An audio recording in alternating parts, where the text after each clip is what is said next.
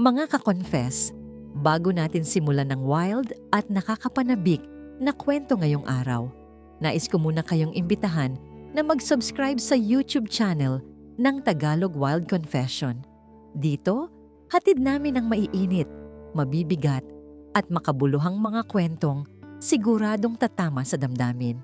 Paalala lang po, ang lahat ng kwentong maririnig ninyo ay pawang katang-isip lamang at ginawa para magbigay aliw at aral. Anumang pagkakatulad sa tunay na tao o pangyayari ay hindi sinasadya. At ngayon, mga ka-confess, ihanda nyo na ang sarili ninyo dahil isa na namang nakakaintriga at kapanapanabik na Tagalog Wild Confession ang inyong mapapakinggan. Simulan na natin.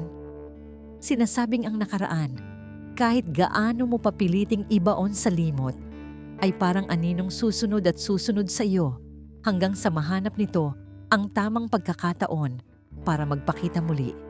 Minsan, ang pagkakamaling akala natin ay tapos na, ay nagbubunga pala ng isang katotohanang hindi natin kayang takasan. Ako si Chris, isang arkitekto rito sa Cebu. Maayos ang buhay ko, may magandang career at respetado sa lipunan.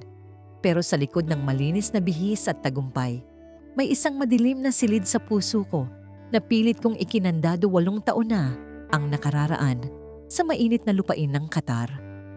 8 taon na ang nakalilipas bago ako naging Architect Chris. Isa lang akong hamak na OFW sa Doha, Qatar. Doon ko nakilala si Stephanie. Si Stephanie ay isang nurse, maganda, matalino, at may tapang na bihirang makita sa isang babaeng malayo sa pamilya. Sa gitna ng lungkot ng pagiging malayo sa Pilipinas, nahanap namin ang init sa isa't isa. Ang aming relasyon ay hindi lang basta pag-iibigan. Ito ay naging sandigan namin sa gitna ng pressure ng trabaho at ang bagsik ng batas sa Middle East. Alam nyo naman sa Qatar, bawal ang live-in o anumang ugnayang labas sa kasal. Pero dahil sa bugso ng damdamin at pangungulila, naging mapusok kami. Chris, natatakot ako. Madalas sabihin ni Stephanie sa akin tuwing magkasama kami sa kanyang accommodation. Huwag kang mag-alala, Steph. Mag-iingat tayo. Pag-uwi natin sa Cebu, aayusin natin ang lahat. Sagot ko noon habang yakap siya. Pero ang mga pangakong binitawan ko sa ilalim ng mga bituin sa disyerto ay tila naging buhangin na tinangay ng hangin. Dumating ang hindi inaasahan. Nabuntis si Stephanie. Sa bansang tulad ng Qatar, ang pagbubuntis sa labas ng kasal ay katumbas ng kulong o deportasyon. Nataranta ako. Imbes na panindigan siya, na naigang takot ko para sa aking career at kinabukasan. Nang matapos ang contract ko, imbes na tulungan siyang makauwi o pakasalan siya, pinili kong putulin ang komunikasyon. Umuwi ako ng Cebu na parang walang nangyari. Iniwan ko siyang mag-isa, buntis, at nanganganib ang kaligtasan. Lumipas ang 8 taon. Naitayo ko ang sarili kong firm. Akala ko ay tuluyan ko nang naitakas ang konsensya ko. May bago na akong karelasyon si Rose, na isang interior designer. Plano na naming magpakasal sa susunod na taon. Isang hapon, habang abala ako sa pagre-review ng mga blueprints, sa aking opisina sa Cebu Business Park, kumatok ang secretary ko. Sir Chris, may naghahanap po sa inyo. Hindi daw po siya nag-set ng appointment, pero importante raw po ang kailangang sabihin. Sabi ni Mary, ang secretary ko. Sino raw? Tanong ko nang hindi man lang tumitingala. Isang babae po, sir. Stephanie daw po ang pangalan. Parang tumigil ang mundo ko. Ang pangalang 8 taon kong hindi binibigkas ay parang bombang sumabog sa loob ng opisina ko. Pinapasok ko siya.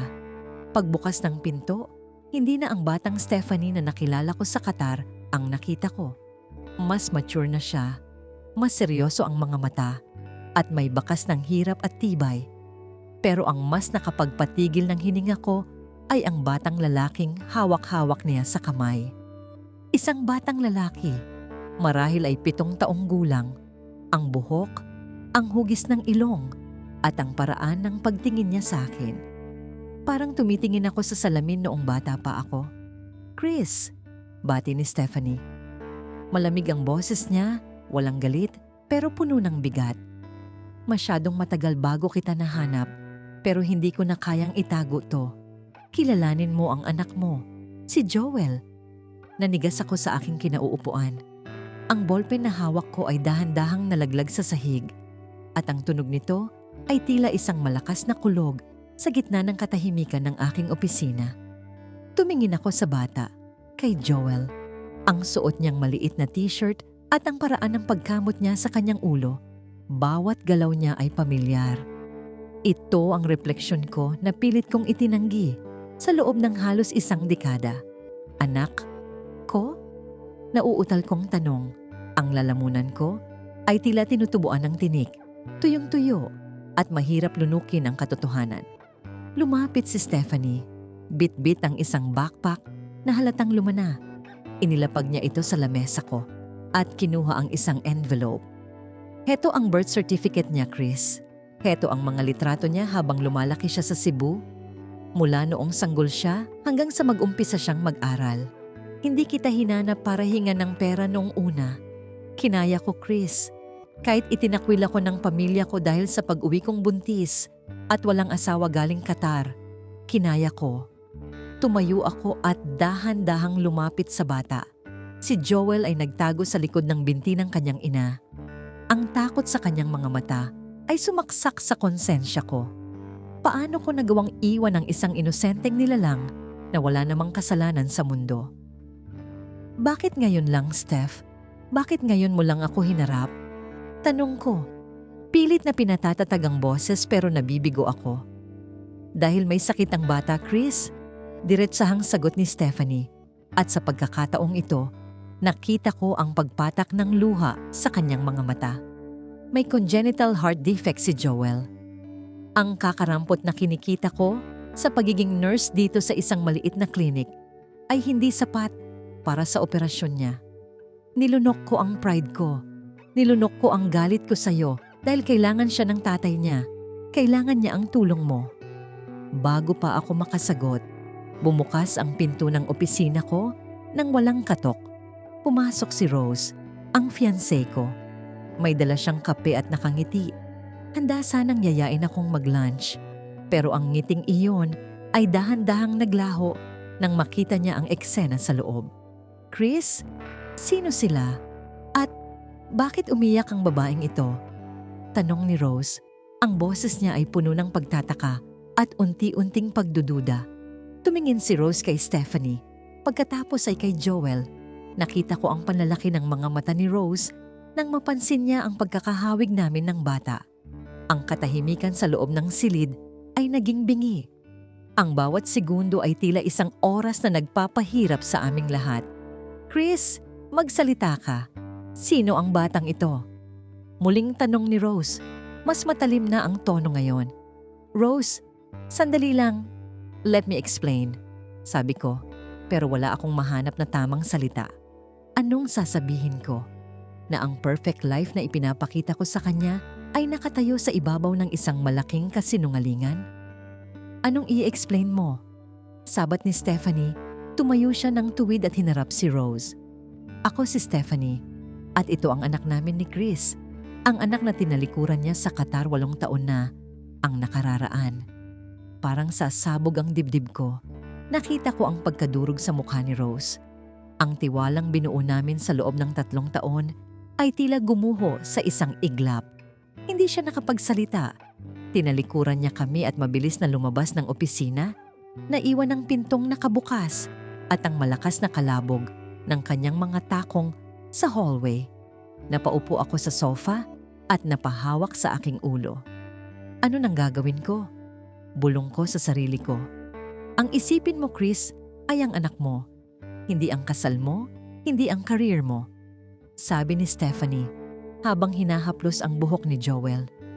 Si Joel ang biktima rito. Hindi kami nagpunta rito para sirain ang buhay mo. Nagpunta kami rito dahil ikaw lang ang pag-asa niya. Sa puntong yon, tumingin sa akin si Joel. Ikaw po ba ang papa ko? Sabi ni Mama. Nasa malayo ka lang daw at nagtatrabaho para sa akin. Totoo po ba yon? Ang tanong ng bata ay tila isang bala na tumagos sa puso ko. Wala akong maisagot. Paano ko sasabihin sa kanya na hindi ako nagtrabaho para sa kanya, kundi nagtago ako para sa sarili ko? Lumipas ang mga araw na tila isang bangungot. Hindi sinasagot ni Rose ang mga tawag ko. Sa kabilang banda, kailangan kong dalhin si Joel sa mga espesyalista. Sa bawat oras na kasama ko ang bata, unti-unting bumubukas ang puso ko. Ang dati kong takot ay napalitan ng isang kakaibang obligasyon, isang pagmamahal na ngayon ko lang naramdaman. Dinala ko sila sa isang private hospital sa Cebu. Habang hinihintay namin ang resulta ng mga test ni Joel, nagkaroon kami ng pagkakataon ni Stephanie na mag-usap ng masinsinan sa cafeteria.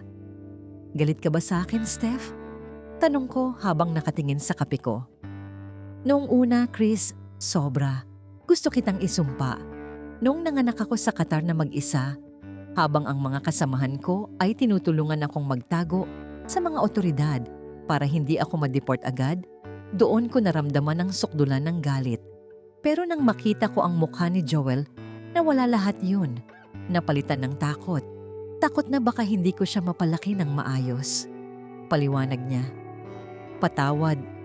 Alam kong huli na ang lahat, pero patawarin mo ako pag susumamo ko.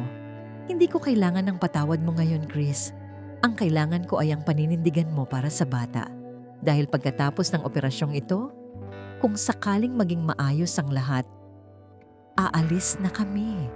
Babalik na kami sa probinsya. Hindi ko ipipilit ang sarili ko sa iyo. Pero bago pa man matapos ang usapan namin, biglang tumunog ang phone ko. Isang text mula kay Rose. Magkita tayo sa dati nating tagpuan. Kailangan nating mag-usap sa huling pagkakataon. Kinabahan ako. Hati ang puso ko. Sa isang banda, narito ang anak ko na nangangailangan ng atensyon at pananalapi para mabuhay. Sa kabilang banda, ang babaeng plano kong pakasalan na ngayoy tila bibitaw na sa akin. Pumunta ako sa aming tagpuan.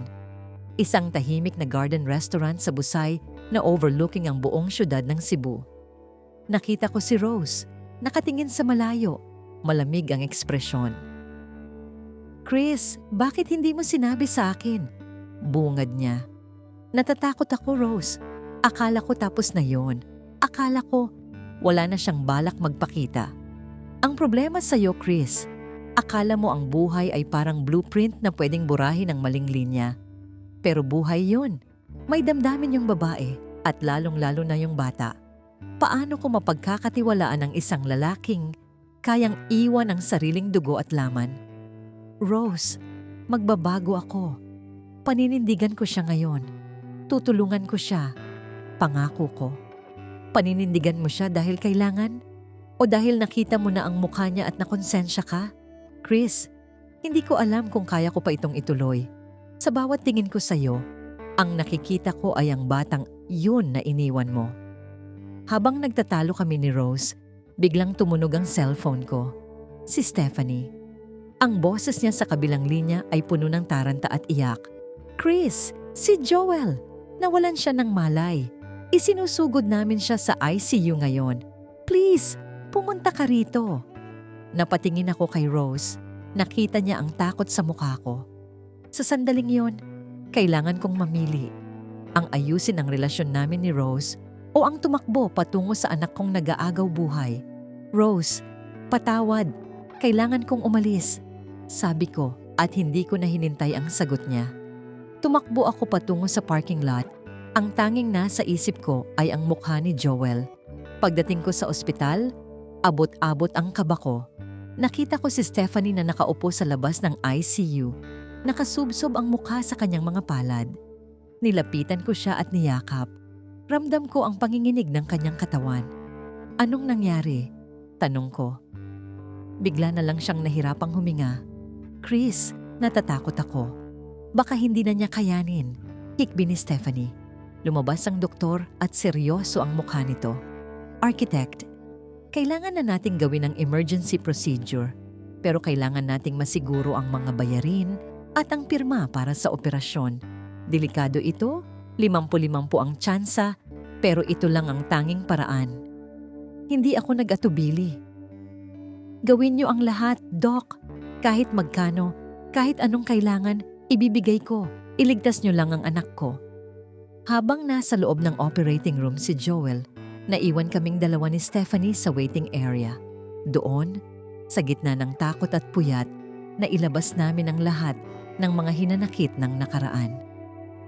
Ikinuwento niya ang bawat hirap na dinanas niya sa Qatar noong umalis ako, kung paano siya nag-overtime kahit malaki na ang tiyan niya, kung paano niya itinago ang bata sa mga awtoridad hanggang sa makahanap siya ng paraan para makauwi ng Pilipinas. Chris, noong nanganak ako, pangalan mo ang tinatawag ko, pero wala ka, sabi niya sa mahinang boses. Sana sa pagkakataong ito, hindi ka na mawala para sa kanya. Lumipas ang 8 oras. 8 oras ng pagdarasal at pagsisisi hanggang sa lumabas ang doktor, tinanggal ang kanyang mask at tumingin sa amin. The operation was successful, sabi ng doktor. Pero kailangan pa siyang obserbahan sa loob ng 48 oras. Matatag ang bata niyo. Napaluhod ako sa pasasalamat. Niyakap ko si Stephanie at sa pagkakataong yon, naramdaman ko ang tunay na bigat ng pagiging isang ama. Pero sa kabila ng magandang balita para kay Joel, isang mabigat na desisyon pa rin ang naghihintay sa akin. Paglingon ko sa dulo ng hallway, nakita ko si Rose. Nakatayo siya roon, may dalang pagkain at tubig para sa amin. Lumapit siya at inabot ito sa akin. Narinig ko ang nangyari. Mabuti at okay na ang bata, sabi ni Rose nang may bahagyang ngiti. Pero ang kanyang mga mata ay nagsasabi ng pamamaalam. Rose, huwag ka munang magsalita, Chris. Sa ngayon, mag-focus ka muna kay Joel. Pero pagkatapos nito, kailangan nating mag-usap ng masinsinan. Dahil may mga bagay na hindi na kayang ayusin ng patawad lang. Nanatili ako sa ospital sa loob ng 3 araw. Hindi ako umalis sa tabi ni Joel. Nang magising siya, ang unang hinanap niya ay ako. Papa, mahina niyang tawag. Nandito ako, anak. Hindi na ako aalis. Sagot ko habang hawak ang kanyang maliit na kamay. Ngunit habang nagpapagaling si Joel, isang liham ang natanggap ko sa aking opisina. Galing ito kay Rose at ang laman ng liham na yon ang magbabago sa takbo ng buhay naming lahat. Binuksan ko ang puting envelope habang nakaupo sa tabi ng natutulog na si Joel. Nanginginig ang kamay ko. Inasahan ko ang galit, inasahan ko ang panunumbat. Pero ang bumungad sa akin ay ang mga salitang mas masakit pa sa sampal. Chris, nakita ko kung paano mo tiningnan si Joel sa ospital. Iyon ang tingin na kailanman ay hindi ko nakita sa iyo sa loob ng 3 taon nating pagsasama. Ang tingin ng isang taong nahanap na ang kanyang nawawalang piraso. Mahal kita. Pero hindi ko kayang maging anino sa buhay na binuo niyo ni Stephanie sa Qatar. Hindi ko kayang maging pangalawa sa isang obligasyong ngayon mo lang naramdaman. Pinapalaya na kita. Hindi dahil hindi kita mahal, kundi dahil kailangan mong maging buo para sa anak mo. Huwag mo na akong hanapin. Paalam. Nalaglag ang sulat. Napatingin ako kay Stephanie na noon ay kapapasok lang ng silid bitbit, ang mga gamot ni Joel. Nakita niya ang lungkot sa mga mata ko at sa isang tingin lang, alam na niya ang nangyari. Hindi siya nagsalita, lumapit lang siya at tinapik ang balikat ko. Lumipas ang mga buwan. Hindi naging madali ang lahat. Tuluyan nang nakipaghiwalay si Rose at nag-abroad para doon magsimulang muli. Masakit, pero tinanggap ko dahil alam kong kasalanan ko ang lahat. Ipinangako ko sa sarili ko na ang pagkakamaling nagawa ko kay Stephanie at kay Rose ay hindi ko na uulitin kay Joel. Ibinenta ko ang bahagi ng aking firm sa Cebu at nagdesisyon kaming bumalik sa probinsya ni Stephanie sa Argao. Doon, dahan-dahang bumalik ang sigla ni Joel. Hindi ko pinilit si Stephanie na magkabalikan kami agad.